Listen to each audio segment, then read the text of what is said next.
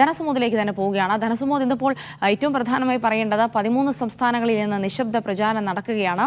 നാളെ 13 സംസ്ഥാനങ്ങൾ പോളിംഗ് ബൂത്തിലേക്ക് എത്തുന്നു. വിധി എഴുതാൻ ഒരുങ്ങുകയാണ്.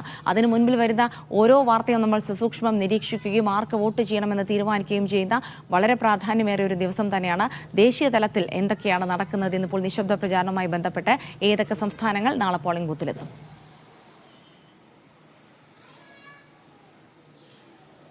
ജിൽസി, ഇപ്പോൾ 13 സംസ്ഥാനങ്ങളിലാണ് വോട്ടെടുപ്പ് നടക്കുന്നത്. കഴിഞ്ഞ ഒന്നാം ഘട്ടത്തിൽ നടന്നപ്പോൾ കേന്ദ്രഭരണ പ്രദേശങ്ങൾ കൂടി ഉണ്ടായിരുന്നു. പക്ഷേ ഇപ്രാവശ്യം 13 സംസ്ഥാനങ്ങളിലാണ്. 13 സംസ്ഥാനങ്ങളിലും ഈ 20 സീറ്റിലേക്ക് വോട്ടെടുപ്പ് നടക്കുന്നത്. ഏറ്റവും കൂടുതൽ വോട്ടെടുപ്പ് നടക്കുന്നത് കേരളത്തിലാണ്.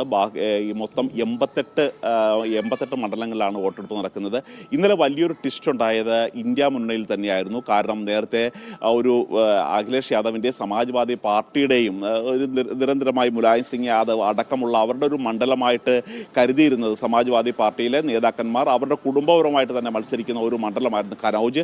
അവിടെ നേരത്തെ തേജ് പ്രതാപിനെയാണ് സ്ഥാനാർത്ഥിയായി പ്രഖ്യാപിച്ചിരുന്നത്. അതായത് മുലായം സിംഗ് യാദവിൻ്റെ സഹോദരൻ്റെ ചെറുമകനാണ് തേജ് പ്രതാപ് യാദവ്. അദ്ദേഹത്തിന് മാറ്റിക്കൊണ്ട് ഇന്നലെ വൈകിട്ടോടുകൂടി തന്നെ അഖിലേഷ് യാദവ് മത്സരിക്കും. അതായത് ദേശീയ അധ്യക്ഷൻ തന്നെ ഒരു മത്സര രംഗത്ത് നേരിട്ടിറങ്ങുന്നു എന്നുള്ളത് ഇന്ത്യ മുന്നണിക്ക് വലിയ തരത്തിലുള്ള ഒരു ഉണർവ് പകർന്നിട്ടുണ്ട്. അദ്ദേഹം ഇന്ന് നാമനിർദ്ദേശ പത്രിക സമർപ്പിക്കും. അതുമായി ബന്ധപ്പെട്ട വാർത്തകളാണ് യുപിയിൽ നിന്ന് വന്നിരിക്കുന്നത്. അതുകൊണ്ട് തന്നെ ഈ ഒരു മത്സരം വളരെ തീവ്രമായ നിലയിലേക്ക് ഇന്ത്യ മുന്നണിയും എൻ ഡി എയും തമ്മിലുള്ള വലിയൊരു പോരിലേക്ക് ഉത്തരേന്ത്യ കടക്കുകയാണ്.